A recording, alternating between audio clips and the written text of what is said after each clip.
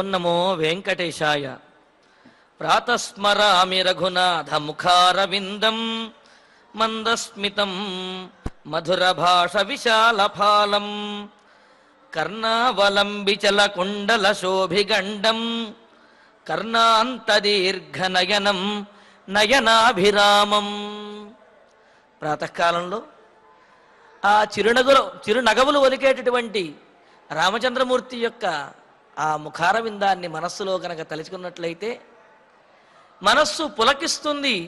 ఆ రోజు అంతా కూడా శుభదినముగా చక్కగా సకల కార్యములు కూడా సిద్ధిస్తాయి అని మనకు చక్కగా పెద్దలు తెలియజేస్తున్నారు.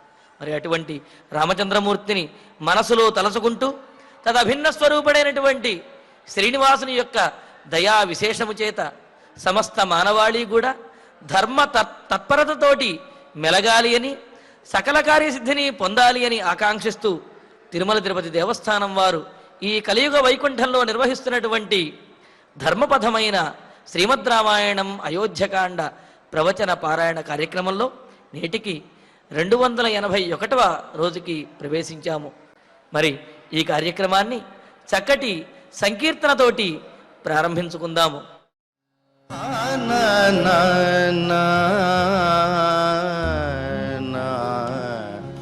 ఓం నమో వెంకటేశాయ.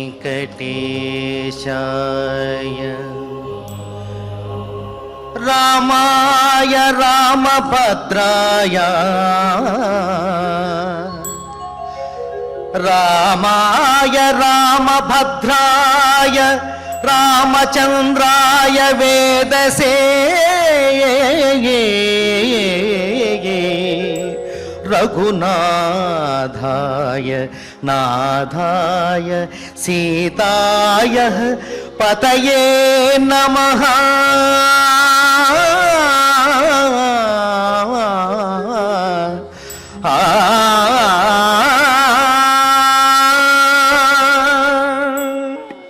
ఆలకించాము. ఇక ఇప్పుడు ఆచార్యుల వారితో కలిసి శ్రీగురుధ్యానపూర్వకంగా సత్సంకల్పంతో ఈనాటి కార్యక్రమాన్ని ప్రారంభించుకుందాము. ఓం నమో వెంకటేశాయ. శ్రీ గురుధ్యానం. గురుర్బ్రహ్మ గురుర్విష్ణు గురుర్దేవో మహేశ్వరః గురుః సాక్షాత్ పరం బ్రహ్మ తస్మై శ్రీ గురవే నమః. శ్రీనివాసధ్యానం శ్రీ వెంకటాద్రినిలయః కమలాకాముకః పుమాన్ అభంగుర విభూతిర్నః తరంగయతు మంగళం.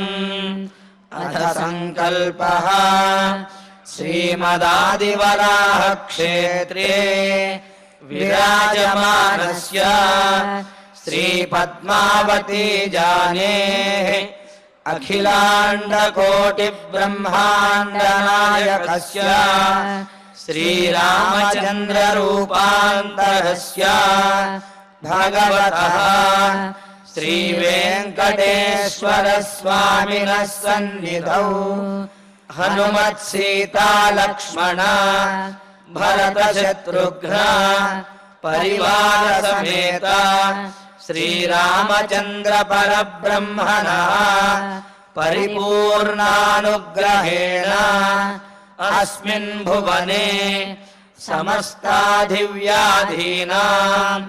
నివారణార్థం భారతవర్షే విద్యా విత్త వాణిజ్య కృషి వైద్య వైజ్ఞానిక దేశరక్షణాదిరంగేషు విద్యమానానాం ఆస్తిక మహాజనానాం సర్వేషాం సకుటుంబానాం ఆయురారోగ్యైశ్వర్య సద్బుద్ధి ఇత్యాది సర్వశుభఫల ప్రాప్త్యర్థం ధర్మాచరణ ద్వారా శ్రీరామరాజ్యస్య పునర్వ్యవస్థాపనార్థం ఉద్యోగార్థినాం సముచితోద్యోగ ప్రాప్త్యర్థం దంపతీనాం అనుకూల దాంపత్య సిద్ధ్యర్థం సంతానస్య పితృవాక్య పరిపాలనానుకూల బుద్ధి ప్రచోదనార్థం సకల కార్య సిద్ధ్యర్థం గో సంరక్షణార్థం చ శ్రీమద్వాల్మీకి రామాయణే అయోధ్యాకాండే యథాశక్తి శ్లోక వ్యాఖ్యాన పురస్సరం 30 సర్గ శ్లోక పారాయణం తథా శ్రీధన్వంతరి మంత్ర పారాయణం చ అన్యోన్య సహాయేన ఆచార్య ముఖేన కరిష్యామహే. శ్రీ వాల్మీకి ప్రార్థనా కూజంతం రామ రామేతి మధురం మధురాక్షరం ఆరుహ్య కవితా శాఖాం వందే వాల్మీకి కోకిలం. శ్రీ ఆంజనేయ ప్రార్థనా మనోజవం మారుతతుల్య వేగం జితేంద్రియం బుద్ధిమతాం వరిష్టం వాతాత్మజం వానరయూధ ముఖ్యం శ్రీరామదూతం శిరసా నమామి. శ్రీరామాయణ ప్రార్థనా వాల్మీకి గిరి సంభూత రామసాగరగామిని పునాతి భువనం పుణ్య రామాయణ మహానది. శ్రీరామ ప్రార్థనా అయోధ్యాఖ్యేతు గుర్వర్ధే త్యక్త్వా రాజ్యం గిరౌ వసన్ పాదుకే భరతాయాదాత్ స రామః శరణం మమ. శ్రీరామచంద్ర పరబ్రహ్మణే నమః. అథ శ్రీమద్ రామాయణే ఆదికావ్యే అయోధ్యాకాండే 30 సర్గః. శ్రీమన్నారాయణ చరణౌ శరణం ప్రపద్యే. శ్రీమతే నారాయణాయ నమః. శ్రీరామాయ నమః. నదేవలోకాక్రమణం నామరత్వమహం వృణే ఐశ్వర్యం వాపి లోకానాం కామయే నత్వయా వినా. లక్ష్మణస్వామి అంటున్నాడు, రామచంద్రమూర్తి యొక్క పాదములను పట్టుకుని సీతాదేవితో మాట్లాడుతూ రాముణ్ణి శరణవేడుతూ ఉన్నాడు. మరి ఇందులో లక్ష్మణస్వామి యొక్క ఈ ప్రవర్తన ద్వారా శ్రీమన్నారాయణ చరణౌ శరణం ప్రపద్యే శ్రీమతే నారాయణాయ నమః అనే ఆ ద్వయమంత్రము యొక్క అర్థాన్ని పరమార్థాన్ని లక్ష్మణస్వామి తాను ఆచరించి చూపించారు. మరి శరణాగతే ముఖ్యమైనటువంటి మార్గము అని చెప్పి అంటూ మరి రామాయణంలో లక్ష్మణస్వామి శరణాగతి చేస్తూ ఆ శరణాగతి సీతాదేవి ద్వారా చేస్తూ తాను ఫలాన్ని పొందాలనుకుంటున్నాడు. శరణాగతి చేసేవాడు లక్ష్మణస్వామి. ఆ శరణాగతి ద్వారా అనుగ్రహించవలసినటువంటి వాడు రామచంద్రమూర్తి. మధ్యవర్తిగా ఉన్నటువంటిది అమ్మవారు సీతాదేవి. మరి ఈ సందర్భంలో ఇలాగా అమ్మవారి ద్వారా అయ్యవారిని ఆశ్రయించినట్లయితే ఆ కార్యం తప్పనిసరిగా నెరవేరుతుంది అనే విషయాన్ని తెలియజేస్తున్నారు ఇక్కడ. మరో విశేషం ఏమిటి అంటే లక్ష్మణస్వామికి తాను రాముడితో సమానమైనటువంటి వాడిని అని కానీ లేకపోతే రాముణ్ణి తమ్ముణ్ణి కావున నేను చెప్పిన మాట రాముడు వినాలి అనే ఒక రకమైనటువంటి అహంకారము కానీ ఏమాత్రము లేవు. మరో విశేషము రాముడికి లక్ష్మణుడికి కూడా లక్షణములు కానీ లక్ష్మణో లక్ష్మి సంపన్న అన్నట్టుగా లక్షణములు కానీ లేకపోతే ఆ పట్టుదల కానీ ఆ రూపంలో కానీ అన్నింటిలోనూ రాముడితో లక్ష్మణుడు సమానంగానే ఉన్నాడు. అయినప్పటికీ కూడా తాను రాముడితో సమానమైనటువంటి వాడిని అని లక్ష్మణస్వామి మనస్సులో ఏమాత్రమూ భావన లేదు. తాను రాముడికి దాసుడను, తాను రాముడికి భక్తుడను అనే ఆ విశ్వాసం మాత్రమే ఉన్నది. అందుకనే రాముని యొక్క ఆశ్రయాన్ని కోరుతూ లక్ష్మీదేవి ద్వారా నారాయణుని యొక్క అనుగ్రహాన్ని పొందాలి అని పెద్దలు చెప్పినట్లుగా సీతాదేవి ద్వారా రామచంద్రమూర్తి యొక్క అనుగ్రహాన్ని అనుమతిని పొందడానికి ప్రయత్నిస్తూ ఉన్నాడు. మరి ఇక్కడ సీతా లక్ష్మీ భవాన్ విష్ణు పదార్థం రావణస్యేహ ప్రవిష్టో మానుషీం తనుమని చెప్పి యుద్ధకాండలో చెప్పినట్లుగా సీతాదేవియే లక్ష్మీదేవి, రామచంద్రమూర్తే శ్రీమన్నారాయణుడు. మరి రావణాసురుణ్ణి వధించడం కోసమని ఆ పరమపదం నుండి వైకుంఠం నుండి అవతరించాడు ఈ భూలోకంలో మానవుడిగా దేవతల యొక్క కోరిక మేరకు. ఆ విషయాన్ని కూడా ఇక్కడ యుద్ధకాండలో గుర్తు చేస్తారు రామచంద్రమూర్తికి. అయినప్పటికీ కూడా రాముడు ఆత్మానం మానుషం మన్యే రామం దశరథాత్మజం అని చెప్పి తాను దశరథ మహారాజు యొక్క కుమారుడైనటువంటి వాడిని తాను మానవుడిని అనే రాముడు భావించాడు తప్ప తనను తాను దైవంగా ఎప్పుడూ కూడా రామచంద్రమూర్తి ప్రకటించుకోలేదు. అలాగే ఇక్కడ లక్ష్మణస్వామి కూడా రామచంద్రమూర్తికి సోదరుడు అయినప్పటికీ కూడా ఆయన తన అన్నగారు తన మాట వినాలి అన్నట్లుగా కాకుండా ఆయనను భగవంతునిలాగా అర్చించాడు, శరణాగతి చేశాడు, పాదములను ఆశ్రయించి ప్రార్థిస్తూ ఉన్నాడు. ఆ ఆశ్రయించడం కూడా సీతాదేవితో కలిసి సీతాదేవిని మధ్య మార్గంగా మధ్యవర్తిగా చేసుకుని రామచంద్రమూర్తిని ప్రార్థిస్తూ ఉన్నాడు. ఆ సందర్భంలో సీతాదేవితోటి అంటాడు, తవ ఇవ దక్షిణ పాద మమ సవ్యో భవిష్యతి. అమ్మా, నీతో పాటు నేను కూడా వనవాసానికి కనుక వచ్చినట్లయితే రామచంద్రమూర్తి యొక్క సేవ చేసే భాగ్యం నీకు కలగదేమో అనుకుంటావేమో. అంటే ఆ సేవ చేసే భాగ్యం నాకు ఒక్కదానికే కలగాలి, ఒకవేళ లక్ష్మణుడు కనుక వచ్చినట్లయితే ఆ సేవ చేసే భాగ్యం నాకు కలగదు అని చెప్పి నువ్వేమన్నా మనసులో శంకపడుతున్నావేమో, ఆలోచిస్తున్నావేమో. మన ఇద్దరము కూడా రాముని యొక్క సేవ చేద్దాం. తవ ఇవ దక్షిణ పాద, అదిగో ఆ కుడికాలని నువ్వు సేవించుకో. మమ సవ్యో భవిష్యతి, ఆ ఎడమ కాలుని ఎడమ పాదాన్ని నాకు అనుగ్రహించు, నేను సేవిస్తూ ఉంటాను. ఇలాగా నీవు చేసేటటువంటి సేవకు నేనేమాత్రము అడ్డుపడను. అలాగని అన్నగారిని సేవించకుండా నేను కూడా ఉండలేను. కావున నాకు కూడా అన్నను సేవించేటటువంటి అవకాశాన్ని కలిగించవమ్మా సీతమ్మ అని చెప్పి లక్ష్మణస్వామి సీతాదేవిని కూడా ప్రార్థిస్తాడనమాట. ప్రార్థిస్తూ మరి ఈ విధంగా సీతాదేవితోటి రాముడితోటి కూడా అంటున్నాడు.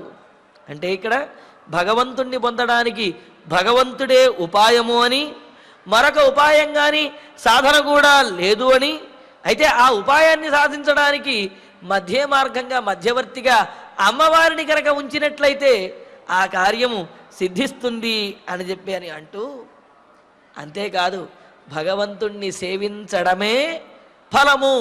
మరి వాడిని సేవించడం ఫలమైతే మనం కోరుకునే ఫలాలు ఎక్కడొస్తాయండి అని అంటే ఆ ఫలములు భగవంతుడే అనుగ్రహిస్తాడు. అంతేగాని పూజ కానీ యజ్ఞము కానీ ఏది చేస్తున్నప్పటికీ కూడా అది భగవదర్పితంగా కనుక చేసినట్లయితే దానికి సంతుష్టుడైనటువంటి భగవంతుడు ఆ ఫలాన్ని ఇస్తాడు. కానీ కేవలం ఫలాన్నే దృష్టిలో పెట్టుకుని కనుక ఇవి చేసినట్లయితే వీటి వల్ల అంతటి ఫలం అనేది కలుగకపోవచ్చు. కావున భగవంతుని యొక్క కార్యం ఏదైతే ఉందో దాన్ని సవ్యంగా చెయ్యగలగడమే ఫలము. ఆ మనం కోరుకునే ఫలం ఏదైతే ఉందో దానిని భగవంతుడే తీర్చుతాడు అని అంటూ, మరి నేనేమీ కూడా కోరుకోవటం లేదు అని అంటూ, అహం నేను దేవలోకాక్రమణం, దేవలోకాన్ని పొందడం కానీ స్వర్గాన్ని పొందడం కానీ త్వయా వినా నవృణే, నీవు లేకుండా నేను స్వర్గాన్ని కూడా కోరుకోను రామచంద్ర, మీ సేవ చేయడమే నాకు స్వర్గము అని అంటూ అమరత్వం నవృణే, దేవత్వాన్ని కూడా నేను పొందను. దేవత్వము అంటే దేవతలు ఏ విధంగా ఉంటారో ఆ విధంగా అటువంటి దేవత్వాన్ని కూడా నేను పొందను. అంటే ముసలితనము, చావులు ఇవేమీ లేకుండా నిత్య యవ్వనము, సంకల్ప సిద్ధి ఇటువంటివి ఏవైతే ఉంటాయో వేటిని కూడా నేను కోరుకోను. నేను కోరేది నీ సేవ చేయటమే. నవృణే అని అన్నాడు. అని లోకానాం ఐశ్వర్యమపి నవృణే, ఈ లోకములలో ఉన్నటువంటి ఐశ్వర్యం ఏదైతే ఉందో ఆ ఐశ్వర్యాన్ని కూడా నేను ఏమాత్రము కూడా కోరుకోను. నా కామయే, నేను వాంఛించను, నేనేమాత్రము కోరుకోను అని చెప్పి అన్నాడు. ఇక్కడ దేవలోకాక్రమణం అన్నప్పుడు స్వర్గానికి వెళ్ళడము అనేది సామాన్యమైనటువంటి అర్థం. కానీ దేవలోకం అనే దాని ద్వారా అయోధ్యానగరము చెప్పబడుతున్నది. ఇక్కడ అష్టాచక్ర నవద్వార దేవానాం పూరయోధ్య అని వేద విధులు చెబుతారు. అక్కడ అంటే దేవతల యొక్క నగరము అయోధ్య అని చెప్పి అన్నారు. మరి ఇక్కడ లక్ష్మణస్వామి కూడా దేవలోకాక్రమణం అన్నాడు. దేవలోకాన్ని నేను కోరుకోను అంటే నిన్ను విడిచి నేను అయోధ్యానగరంలో ఉండలేను అని చెప్పటం ఇక్కడ ఉద్దేశ్యం అన్నమాట. అంటే నిన్ను విడిచి నేను స్వర్గాన్ని కూడా కోరుకోను అనేది ఒక అర్థము అయితే, నిన్ను విడిచి నేను ఈ అయోధ్యానగరంలో ఉండను, దేవలోక శబ్దం ద్వారా అయోధ్యానగరం కూడా తెలుస్తున్నది కావున ఈ అయోధ్యానగరంలో నిన్ను విడిచి నేను ఉండను. అదేవిధంగా ఈ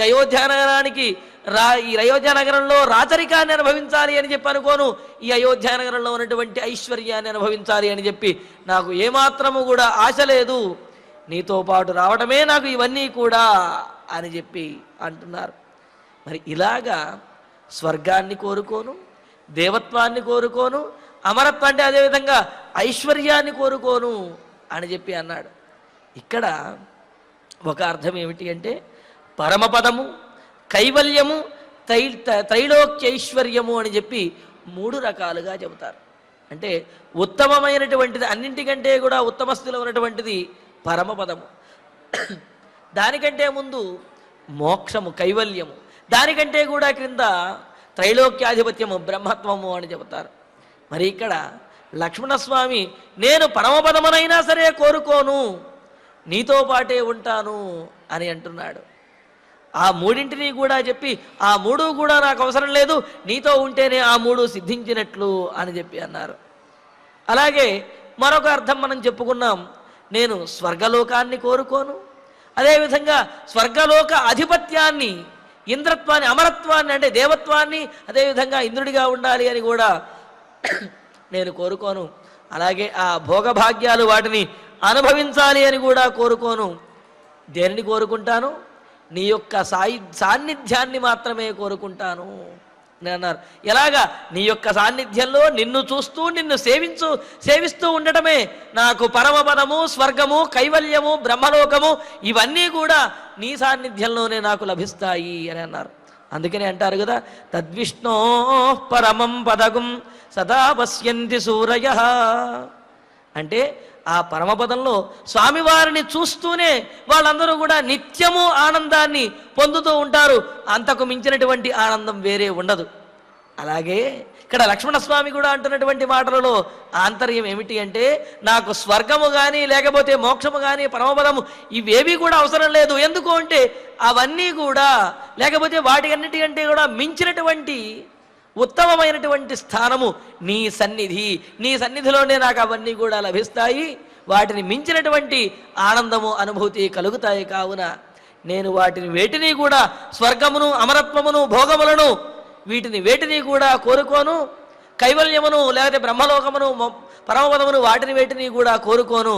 నీ సన్నిధే, నీతో పాటు ఉండటమే వాటినన్నింటినీ పొందినటువంటి ఆనందాన్ని పొందుతామో వాటికి మించినటువంటి ఆనందాన్ని నీ సాన్నిధ్యంలో నేను పొందగలుగుతాను.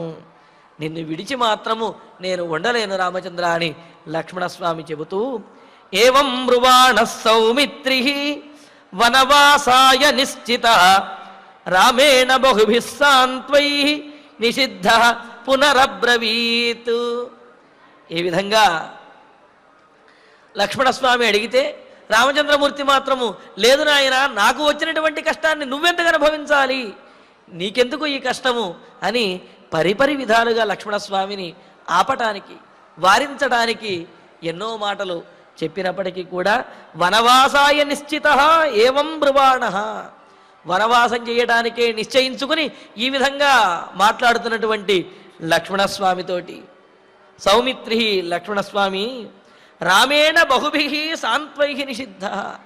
మరి ఆ లక్ష్మణస్వామిని రామచంద్రమూర్తి అనేక మాటలతోటి వారించడానికి ప్రయత్నించాడు. రాముని చేత అనేక మాటల చేత లక్ష్మణస్వామి వారించబడ్డాడు. ఎన్ని రకాలుగా వారిస్తున్నప్పటికీ కూడా పునః అబ్రవీత్, మరలా ఈ విధంగా మాట్లాడుతూ ఉన్నాడు. ఏమని? చాలా తెలివిగాను యుక్తితోటి నువ్వన్నటువంటి మాటే నువ్వు మళ్ళీ కాదంటావేంటన్నయ్యా, మొదట నాకు అనుమతి ఇచ్చేసావు, మరలా ఇప్పుడు కాదంటావేమిటి అన్నట్లుగా చాలా యుక్తిగా లక్ష్మణస్వామి మాట్లాడుతున్నాడు. అనుజ్ఞాతశ్చ భవత పూర్వమేవ యదస్మ్యహం కిమిదానీం పునరితం క్రియతే మే నివారణం.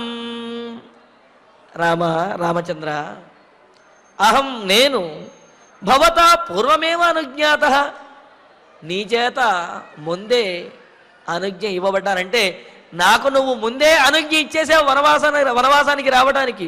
ముందే అనుజ్ఞ ఇచ్చేసిన తర్వాత ఇప్పుడు బయలుదేరే సమయం వచ్చేటప్పటికి మళ్ళీ ఆపుతానంటావేమిటి? అనుజ్ఞాతశ్చ యదస్మి, నీ చేత నేను అనుగ్రహం పొందాను, అదేవిధంగా నీ చేత అనుజ్ఞను పొందినటువంటి వాడిని రావటానికి నీ అనుమతి నాకు ఎప్పుడో ఇచ్చేశావు అని అన్నాడు. ఎప్పుడు ఇచ్చానయ్యా అని అంటావేమో అని దానికి కూడా ప్రమాణాలు చెబుతూ, ఉపక్షయంచ యత్కించిత్ అభిషేకార్థ మధ్యమే సర్వం విసర్జయ క్షిప్రం కురు కార్యం నిరత్యయం. మరి రామచంద్రమూర్తి 22వ సర్గలో, అయోధ్యకాండలో 22వ సర్గలో రామచంద్రమూర్తి అంటాడు కదా, లక్ష్మణ ఎందుకయ్యా నీకింత ఆవేశము? నువ్వు ఈ పట్టాభిషేకం గురించి పూర్తిగా మర్చిపో, ఈ పట్టాభిషేక సంభారములన్నింటినీ కూడా పక్కన పెట్టేసేయి, ఏది చెయ్యాలో ఆ పని చెయ్యి. ఎందుకు అంటే సర్వం విసర్జయ క్షిప్రం కురు కార్యం నిరత్యయం. ఈ రాచరికము, ఈ పట్టాభిషేకం ఇవన్నీ కూడా ఎంతో క్లిష్టమైనవి, అపాయంతో కూడినటువంటివి. ఇవన్నీ లేకుండా ప్రశాంత చిత్తముతో ఉండేటటువంటి వస్త్రధారణ, ప్రశాంత చిత్తముతో ఉండేటటువంటి కార్యములు ఏవైతే ఉన్నాయో వాటిని ఆచరించవయ్యా అని చెప్పి అన్నాడు రామచంద్రమూర్తి. అంటే నేను నా జటావల్కములను ధరించి వనవాసానికి ప్రశాంతంగా వెడతాను, నువ్వు కూడా అటువంటి ప్రశాంత చిత్తముతో కూడినటువంటి కార్యములు చెయ్యి అంటే నువ్వు కూడా వనవాసానికి రమ్మని అర్థమే కదా. మరి అప్పుడేమో ఆ విధంగా రమ్మన్నావు, ఇప్పుడు వద్దంటున్నావు అన్నయ్య అన్నాడు. మరొక విషయాన్ని కూడా గుర్తు చేస్తున్నాడు. అయోధ్యకాండలో 22వ సర్గలో 26వ శ్లోకం, తస్మాత్ అపరితాపస్సన్ త్వమప్యనువిధాయ మాం ప్రతి సంహారయ క్షిప్రం అభిషేచనికీం క్రియాం. అభిషేకం ఆగిపోయినటువంటి సందర్భంలో లక్ష్మణస్వామి ఆవేశపడుతూ ఉంటే ఆ సందర్భంలో చెబుతాడు, నీవు ఇటువంటి పరితాపాన్ని, ఆవేశాన్ని పూర్తిగా, నిరాశను పూర్తిగా విడిచిపెట్టి నాలాగా ఉండవయ్యా అని చెప్పి అన్నాడు. నన్ను అనుసరించు అన్నాడు. అంటే అక్కడ రామచంద్రమూర్తి ఉద్దేశం ఏమిటి అంటే, నన్ను అనుసరించు అంటే నాతో పాటు వనవాసానికి వచ్చేయి అని అర్థం కాదు. నేను ఏ విధంగా అయితే పట్టాభిషేకం ఆగిపోయినప్పటికీ ప్రశాంత చిత్తంతో ఉన్నానో, నీవు కూడా నన్ను అనుసరించి ఆ విధమైనటువంటి ప్రశాంతమైనటువంటి చిత్తముతో ఉండు, నీవు ఆవేశపడకు అని చెప్పి చెప్పటం రాముని యొక్క ఉద్దేశ్యం. కానీ లక్ష్మణస్వామి ఏ విధంగా తీసుకున్నాడు అంటే, మాం త్వం అనువిధాయ, నన్ను అనుసరించి అని అంటే నిన్ను అనుసరించి నేను కూడా వనవాసానికి రమ్మనే కదా నీ ఉద్దేశ్యం. మరి అప్పుడేమో వనవాసానికి రమ్మన్నావు, ఇప్పుడు వద్దని అంటున్నావు. సరే నాతో అన్నావు, అదొక విషయము. నాతోనే కాదు, సీతాదేవితో కూడా లక్ష్మణుడు వనవాసానికి వస్తాడు అన్న విషయాన్ని నువ్వు చెప్పావు అన్నాడు. అదేమిటి, సీతాదేవితో నేనెప్పుడు లక్ష్మణుడు వనవాసానికి వస్తానని చెప్పాను అని అంటే దానికి కూడా లక్ష్మణస్వామి రాముడి మాటల్లోనే ప్రమాణాన్ని చూపిస్తున్నాడు. ఏమని అంటే, భ్రాతృపుత్ర సమౌచాపి ద్రష్టవ్యౌ చ విశేషతః త్వయా భరత శత్రుఘ్నౌ ప్రాణై ప్రియతరౌ మమ. 26వ సర్గలో 33వ శ్లోకంలో చెప్పాడు. ఏమని అంటే, సీత, నా తమ్ముళ్ళు భరత శత్రుఘ్నులు ఇద్దరున్నారు, వాళ్ళు నాకు ప్రాణముల కంటే కూడా మిన్న అయినటువంటి వారు, అంతటి ప్రేమ కలిగినటువంటి వారు, వాళ్ళంతే కూడా నాకు చాలా ఇష్టము. వాళ్ళిరువురిని కూడా నీవు తమ్ముళ్లను చూసుకున్నట్లుగా, చిన్న తమ్ముళ్ళని ఏ విధంగా అయితే చూసుకుంటావో ఆ విధంగా భరత శత్రుఘ్నులిద్దరినీ కూడా నువ్వు ఈ రాజ్యంలో వారిని చక్కగా చూసుకో, వారికి మంచిని బోధించు, వారి ఆలనా పాలన చూడు అన్నట్లుగా వారిని పరిపాలించు అని సీతాదేవితో చెప్పాడు. మరి ఆ సందర్భంలో రాముడు ఏం చెప్పుండాలి? మా తమ్ముళ్ళు భరతుడు, లక్ష్మణుడు, శత్రుఘ్నుడు ఈ ముగ్గురు ఉన్నారు, ఈ ముగ్గురిని కూడా నీవు చక్కగా పెద్దదానిగా ఉండి, అక్కగారిలాగా ఉండి వారి ముగ్గురిని పరిపాలించు అని చెప్పాలి. కానీ రాముడు ఏమని చెప్పాడు? భరత శత్రుఘ్నులు ఇరువురిని కూడా చక్కగా చూసుకో అని చెప్పాడు. అంటే ఏమిటి? లక్ష్మణుడు నాతో పాటే వచ్చేస్తాడు, భరత శత్రుఘ్నుడు మాత్రము అయోధ్యానగరంలో ఉంటారు, కావున వారివరుని చక్కగా చూసుకో అని చెప్పి సీతాదేవితో చెప్పావుగా రామచంద్ర. నీవు అన్నమాటే కదా, భరత శత్రుఘ్నుడిని చక్కగా చూసుకో అని. అంటే అయోధ్యలో భరత శత్రుఘ్నుడు మాత్రమే ఉంటారు, లక్ష్మణుడు నాతో పాటు వనవాసానికి వస్తాడు అని చెప్పి నువ్వు అన్నట్లే కదా. మరి అప్పుడేమో ఆ విధంగా సీతాదేవితో కూడా నేను అంటే లక్ష్మణస్వామి వనవాసానికి వస్తాడు అన్నట్లుగా చెప్పావు. ఇప్పుడేమో లక్ష్మణ నీవు వనవాసానికి రావద్దు అని ఇలా అంటున్నావు. ఏమిటి ఆంతర్యం? పునః ఇదానీమే ఇదం నివారణం కిం? మరలా ఇప్పుడు నన్ను ఈ విధంగా వారించడం ఎందుకు? ఎందుకు ఈ విధంగా చేస్తున్నావు? నీ మనసులో ఉన్నటువంటి ఉద్దేశం ఏమిటి రామచంద్ర అని ఆ విధంగా రాముని కాళ్ళు పట్టుకుని సీతాదేవిని చూస్తూ లక్ష్మణస్వామి ఈ విధంగా మాట్లాడుతున్నాడు. యదర్థం ప్రతిషేధో మే క్రియతే గంతుమిచ్చతః ఏతదిచ్ఛామి విజ్ఞాతుం సంశయో హి మమానఘా. అనఘా అంటే ఎటువంటి దోషము లేనటువంటి వాడా, ఇచ్చినటువంటి మాట తప్పనటువంటి వాడా, ధర్మమును ఆచరించడం కోసమే జీవితాన్ని త్యాగం చేసేటటువంటి ఓ రామచంద్ర, గంతం ఇచ్చతః నీతో పాటు రావటానికి ఇష్టపడుతున్నటువంటి మే నాకు ప్రతిషేధ యదర్థం క్రియతే, ప్రతిషేధము ఎందుకోసం చేస్తున్నావో ఏతద్విజ్ఞాతుం ఇచ్చామి నేను తెలుసుకోవాలి అనుకుంటున్నాను. మమ సంశయ హి నాకు చాలా ఆలోచనలు వస్తున్నాయి.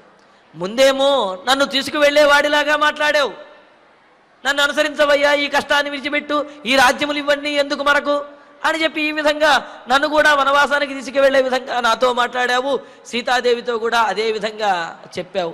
కానీ ఇప్పుడేమో నేను వనవాసానికి బయలుదేరిన సందర్భంలో ఇప్పుడు నువ్వు వనవాసానికి రావద్దు లక్ష్మణ అని చెప్పి అంటున్నావు. మమ సంశయ నాకు సందేహం కలుగుతోంది. ముందేమో రమ్మని చెప్పి ఇప్పుడు వద్దంటున్నావు అంటే ఇందులో ఉన్నటువంటి ఆంతర్యం ఏమిటి?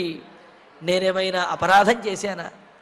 లేకపోతే నేనేమైనా తప్పు దోషం, నాలో ఏదైనా దోషం ఉన్నదా? అది ఏమైనా ఉంటే చెప్పు, సరిదిద్దుకుంటాను రామచంద్ర, నిన్ను విడిచి మాత్రం నేను ఉండలేనయ్యా అని అంటూ ప్రార్థిస్తుంటే తతో బ్రవీన్ మహాతేజ రామో లక్ష్మణమగ్రతః స్థితం ప్రాగ్గామినం వీరం యాచమానం కృతాంజలిం. ఇంకా లక్ష్మణుడు ఇంత ప్రాధేయపడుతూ బ్రతిమిలాడుతూ ఉంటే తతః ఇంకా ఆ తర్వాత మహాతేజ గొప్ప తేజస్సంపన్నుడైనటువంటి రామచంద్రమూర్తి వనవాసానికి బయలుదేరుతున్నప్పటికీ కూడా వనవాసం చేయవలసి వచ్చిందే అనే ఆ దీనత్వం కానీ, లేకపోతే శరీరంలో ఏదైనా కొంత ఇబ్బంది కానీ, ఇటువంటివేమీ కూడా రామచంద్రమూర్తి యొక్క ఆ దివ్యమంగళ విగ్రహంలో కనిపించడం లేదు. తేజస్సు ఏమాత్రమూ కూడా తగ్గలేదు.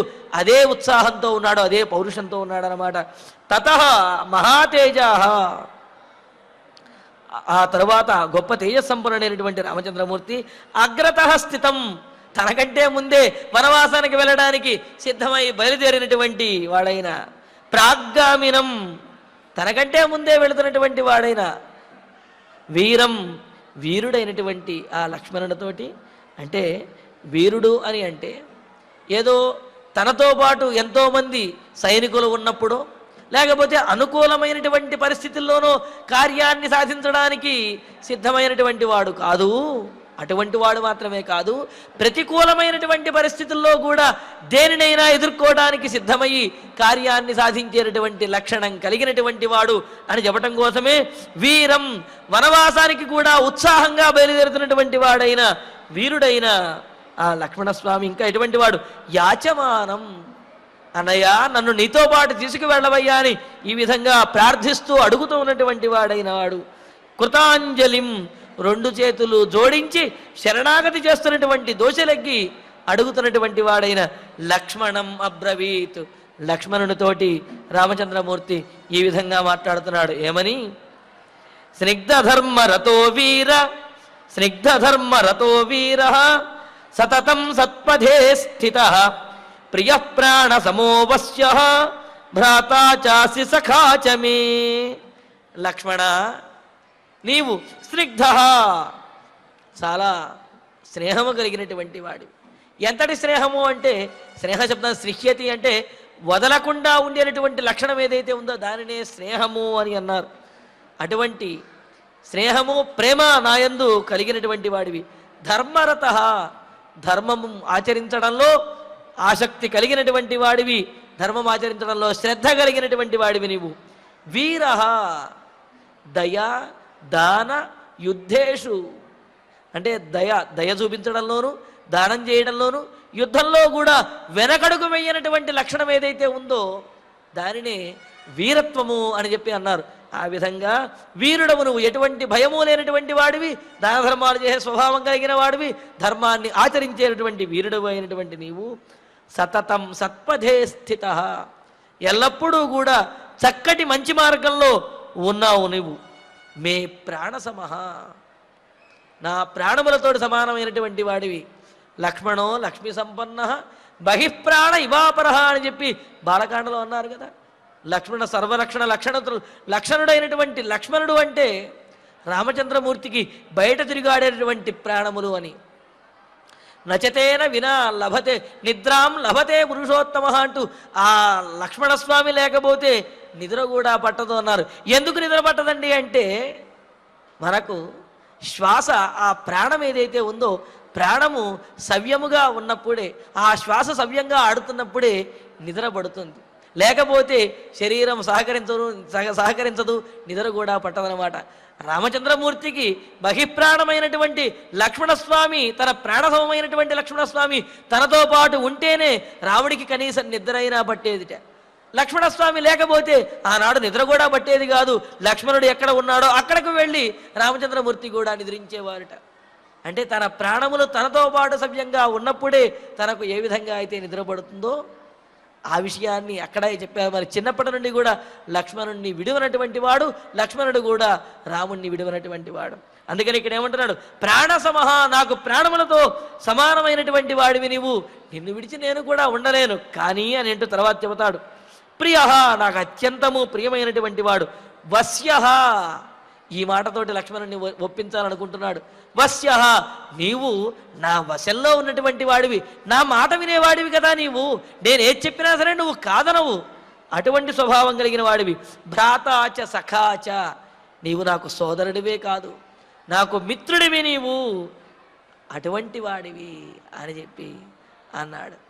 మరి యుద్ధకాండలో ఒకానొక సందర్భంలో అంటాడు, నాకు జీవితంలో అన్నీ కూడా మరో రూపంలో లభించవచ్చును, మరోసారి సీతాదేవి కూడా లభించవచ్చునేమో, కానీ లక్ష్మణుని వంటి తమ్ముడు మాత్రము నాకెప్పుడూ కూడా లభించడు, లక్ష్మణుణ్ణి మించినటువంటి వాడు లేడు అని చెప్పి రామచంద్రమూర్తే స్వయంగా యుద్ధకాండలో అంటాడు. మరి అదేవిధంగా ఇక్కడ కూడా ఏమంటున్నాడు, నాకు ప్రాణములు, నా ప్రాణముల కంటే కూడా ప్రాణములతో సమానమైనటువంటి వాడివి, నాకు అత్యంత ప్రియమైన వాడివి, నాకు వశమైనటువంటి వాడివి, నా తమ్ముడివి, నాకు స్నేహితుడివి అయినటువంటి వాడివి నీవు. కావున నిన్ను విడిచి కూడా నేను ఉండలేను, కానీ నువ్వు నా మాట వినేవాడివి కదా, కాబట్టి నా మాట నువ్వు విని తీరాలయ్యా అంటూ మయాద్య సహ సౌమిత్రే త్వయి గచ్చతి తద్వనం కోభరిష్యతి కౌసల్యాం సుమిత్రాం వా యశస్వినీం. నిన్ను విడిచి నేను కూడా ఉండలేను నాయన, కానీ లక్ష్మణ సౌమిత్రే త్వయి అద్య మయా సహ, నువ్వు ఈరోజు నాతో పాటు వనవాసానికి కనుక వచ్చేసినట్లయితే తద్వనం గచ్చతి సతి, నాతో పాటు నువ్వు కనుక వనవాసానికి వచ్చినట్లయితే కనుక కౌసల్య, మరి తల్లి అయినటువంటి కౌసల్యను పుత్ర వియోగంతో తన బిడ్డ అయినటువంటి రామచంద్రమూర్తి దూరం అవ్వడం ద్వారా, నేను దూరం అవ్వడం ద్వారా బాధపడుతున్నటువంటి ఆ కౌసల్యాదేవిని, యశస్వినీం సుమిత్రాం, నీ వంటి గొప్ప పుత్రుడికి జన్మనిచ్చినటువంటి సుమిత్రాదేవిని కూడా కహ భరిష్యతి, ఎవరు రక్షిస్తారు, ఎవరు పరిపాలిస్తారు? ఎందుకు అంటే ఎవరు వారిని పోషిస్తారు? నాతో పాటు రావటం కంటే కూడా నువ్వు అయోధ్య నగరంలో ఉండి కౌసల్యాదేవిని, సుమిత్రాదేవిని, వారిని పరిపాలిస్తూ వారిని రక్షిస్తూ నీవు ఈ అయోధ్య నగరంలో ఉండటమే అది శ్రేయస్కరము, అదే నీ కర్తవ్యము. నిన్ను విడిచి నేను ఉండలేను, అయినప్పటికీ కూడా మన కర్తవ్యాన్ని మనం పాటించడం కోసం ఈ ఎడబాటు తప్పదు. కావున నీవు అయోధ్య నగరంలోనే ఉంటూ కౌసల్యాదేవిని సుమిత్రాదేవిని వీరిని భరిస్తూ వీరిని పరిపాలిస్తూ వారిని సంరక్షించు అని అన్నారు. అని అదేంటన్నయ్యా, రాజుగారు ఉన్నారు కదా దశరథ మహారాజు, ఆయన కౌసల్యాదేవిని సుమిత్రాదేవిని ఆయన పరిపాలిస్తాడు. భర్త అయినటువంటి ఆ దశరథ మహారాజు ఉండగా నేను వాళ్ళిద్దరిని సంరక్షించవలసినటువంటి స్థితి, సంరక్షించవలసిన పరిస్థితి రాదు, ఆయన దశరథ మహారాజు చూసుకుంటాళ్లే అని అంటావేమో. అభివర్షతి కామైర్య పర్జన్య పృథివీమివ సకామపాశ పర్యస్త మహాతేజా మహీపతి. రాజు ఎలా చూసుకుంటాడయ్యా? పర్జన్య పృథివీం ఇవ, వర్షము అంటే మేఘుడు ఈ భూమండలాన్ని ఆనందింపజేసినట్లుగా, మహాతేజా యహ మహీపతి, గొప్ప తేజస్సంపన్నుడైనటువంటి ఇక్ష్వాకు వంశంలో జన్మించిన వాడైన ధర్మములన్నీ కూడా తెలిసిన వాడైన యహ మహీపతి, ఏ దశరథ మహారాజు అయితే ఉన్నాడో ఆ దశరథ మహారాజు కామై అభివర్షతి, కోరికలతోటి ఎవరు ఏది కోరితే ఆ కోరికలను ఇవ్వడానికి, అభివర్షతి వర్షణాద్ అంటే వర్షములాగా ఆ కోరికలన్నీ కూడా తీర్చగలిగినటువంటి వాడే. ఎవరు ఏది కోరినా సరే కాదనకుండా తీర్చే స్వభావం కలిగినటువంటి ఆ దశరథ మహారాజు సహా అటువంటి ఆయన ఇప్పుడు కామపాశ పర్యస్త. ఇక్కడ కామపాశము అంటే దశరథుడు కామానికి లోనయ్యాడు అని అర్థము కాదు. కైకేయీదేవి యొక్క కామములు అంటే వరములు ఏవైతే ఉన్నాయో ఆ కైకేయీదేవి యొక్క వరములకు బద్ధమైపోయాడు. కైకేయి యొక్క వరముల చేత, వరములు అనే పాశములకు బంధాన్ని పొందినటువంటి వాడై ఆ బంధ విముక్తి కాలేక ఆ బంధనములోనే కొట్టుమిట్టాడుతూ ఉన్నాడు. కావున కామపాశ పర్యస్త, కైకేయి యొక్క వరాభిలాష అనే పాశము చేత బంధించబడినటువంటి వాడై తానే ఏమీ చెయ్యలేక తానే కైకేయీదేవికి వశమైనటువంటి వాడిగా ఉన్నాడు. అటువంటి దశరథ మహారాజు ఇప్పుడు మన తల్లులను కౌసల్యాదేవిని సుమిత్రను కూడా ఎలా కాపాడగలడు? ఎందుకంటే తానే కైకేయికి వశమైపోయి ఆమె మాటను కాదనలేక ఎంతో బాధపడుతూ పుత్రవియోగాన్ని తట్టుకోలేనటువంటి స్థితిలో కూడా ధర్మం కోసమని చెప్పి తన ప్రాణ సమానమైనటువంటి నన్ను వదులుకోవడానికి కూడా సిద్ధపడ్డాడు. అటువంటి దీనమైనటువంటి స్థితిలో ఉన్న ధర్మాన్ని ఆచరించడం కోసం తన ప్రాణములు కూడా లెక్క చేయనటువంటి దశరథ మహారాజు మరి పుత్రవియోగంతో బాధపడుతూ ఉంటాడు. ఆయన కౌసల్యాదేవిని సుమిత్రాదేవిని ఏ విధంగా సంరక్షించగలడు? కావున లక్ష్మణ, నీవు ఈ అయోధ్యానగరంలోనే ఉండి కౌసల్యామాతను సుమిత్రాదేవిని కూడా చక్కగా పరిపాలిస్తూ వారిని సంరక్షించవయ్యా అని చెప్పి రామచంద్రమూర్తి బోధిస్తూ ఉన్నాడు. మరి ఈ రాముడు చెప్పినటువంటి మాటలకు లక్ష్మణస్వామి ఎంత చక్కగా సమాధానం చెప్పాడు. రాముడు ఏ విధంగా లక్ష్మణుడిని కూడా వనవాసానికి తీసుకువెళ్ళడానికి ఒప్పుకున్నాడనే విశేషాలని తరువాతి ప్రవచనంలో తెలుసుకుందాము. ఇక ఇప్పుడు ఆచార్యుల ద్వారా ఈనాటి శ్లోకాలను పారాయణ చేసుకుందాము.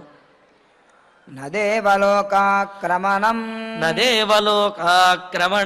నామరత్వమహం వృణే ఐశ్వర్యం వాపి లోకానాం కామయేన త్వయా వినా ఏవం బ్రువాణః సౌమిత్రిః వనవాసాయ నిశ్చితః రామేణ బహుభిః సాంత్వైః నిషిద్ధః పునరబ్రవీత్ అనుజ్ఞాతశ్చ భవతా పూర్వమేవ యదస్మ్యహం కిమిదానీం పునరిదం క్రియతే మే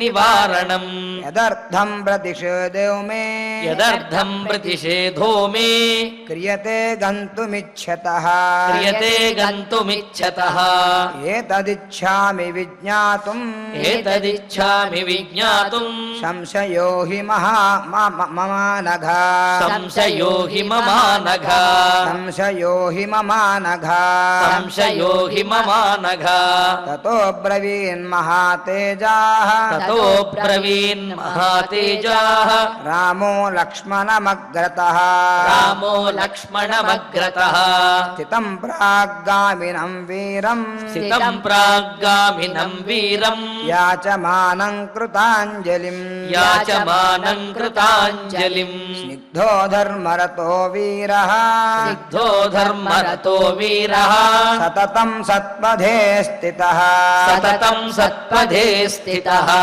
ప్రియ ప్రాణ సమోవశ్యః ప్రియ ప్రాణ సమోవస్యః భ్రాతా చాపి సఖా చ మే భ్రాతా చాపి సఖా చ మే మయాద్య సహ సౌమిత్రే మయాద్య సహ సౌమిత్రే త్వయి గచ్చతి తద్వనం త్వయి గచ్చతి తద్వనం కో భరిష్యతి కౌసల్యాం కో భరిష్యతి కౌసల్యాం సుమిత్రాం వా యశస్వినీం సుమిత్రాం వా యశస్వినీం అభివర్షతి కామైర్యః అభివర్షతి కామైర్యః పర్జన్య పృథివీమివ పర్జన్య పృథివీమివ సకామపాశపర్యస్తః సకామపాశపర్యస్తః మహాతేజా మహీపతిః మహాతేజా మహీపతిః ఇతి ఇతి శ్రీమద్ రామాయణే శ్రీమద్ రామాయణే ఆదికావ్యే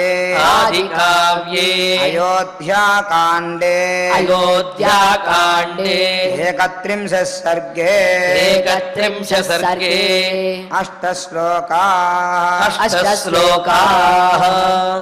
ఫలశ్రుతి నుండి మంగళాంతం వరకు అందరము కలిసి పారాయణ చేసుకుందాము. ఫలశ్రుతి ఆయుష్యమారోగ్యకరం యశస్యం సౌభ్రాతృకం బుద్ధికరం సుఖం చ శ్రోతవ్యమేతన్నియమేన సద్భిః ఆఖ్యానమోజస్కరవృద్ధికామైః శ్రీరామచంద్ర పరబ్రహ్మణే నమః. అధ ధన్వంతరి ధ్యానం అచ్యుతానంత గోవింద విష్ణో నారాయణామృత రోగాన్మే నాశయాశేషాన్ ఆశు ధన్వంతరే హరే ఆరోగ్యం దీర్ఘమాయుష్యం బలం తేజోధియం శ్రియం స్వభక్తేభ్యోనుగృహంతం వందే ధన్వంతరిం హరిం ధన్వంతరేరిమం శ్లోకం భక్త్యా నిత్యం పఠంతి యే అనారోగ్యం న తేషాం స్యాత్ సుఖం జీవంతి తే చిరం. ఓం నమో భగవతే వాసుదేవాయ ధన్వంతరయే అమృతకలశహస్తాయ వజ్రజలౌకహస్తాయ సర్వామయ వినాశనాయ త్రైలోక్యనాథాయ మహావిష్ణవే స్వాహా. ఓం వాసుదేవాయ విద్మహే సుధాహస్తాయ ధీమహి తన్నో ధన్వంతరి ప్రచోదయాత్. అథ నవగ్రహ ప్రార్థనా ఆరోగ్యం పద్మబంధుర్వితరతు నితరాం సంపదం సీతరశ్మిః భూలాభం భూమిపుత్రః సకలగుణయుతాం వాగ్విభూతిం చ సౌమ్యః సౌభాగ్యం దేవమంత్రీ రిపుభయశమనం భార్గవః శౌర్యమార్కిః దీర్ఘాయుః శ్రీంహికేయః విపులతరయశః కేతుః ఆచంద్రతారం అరిష్టాని ప్రణశ్యంతు దురితాని భయాని చ శాంతిరస్తు శుభం మేస్తు గ్రహాః కుర్వంతు మంగళం. అథ క్షమా ప్రార్థనా యదక్షరపదభ్రష్టం మాత్రాహీనం చ యద్భవేత్ తత్సర్వం క్షమ్యతాం దేవ నారాయణ నమోస్తుతే. అథ భగవత్ సమర్పణ. శ్రీ అవధూతాశ్రమము బోధానంద సత్యారామూర్తి ఆర్యుల గోసేవాశ్రమము మరియు వృద్ధాశ్రమము పడాల. ఆశ్రమములో గోసేవ గోవుల దానము స్వీకరించుట. మీ నవగ్రహ దోషములు పోవుటకు గోపూజ చేయబడును. మూలికా వైద్యము గోపంచగవ్య వైద్యము చేయబడును. యంత్రములు తావీదులు ఇవ్వబడును. శాంతి హోమములు చేయబడును. మీ ఆత్మీయుల పుట్టినరోజు పెళ్లి రోజు మరియు వర్ధంతి వంటి ముఖ్యమైన దినములలో గోసేవ లేదా అన్నదానం చేయదలిచిన వారు సంప్రదించండి. మా వృద్ధాశ్రమంలో ఖాళీలు కలవు. చేరదలిచిన వారు సంప్రదించండి. శ్రీ శ్రీ శ్రీ స్వామి బోధానందగిరి శ్రీ అవధూతాశ్రమము అయ్యప్ప స్వామి గుడి దగ్గర పడాల, తాడేపల్లిగూడెం 2.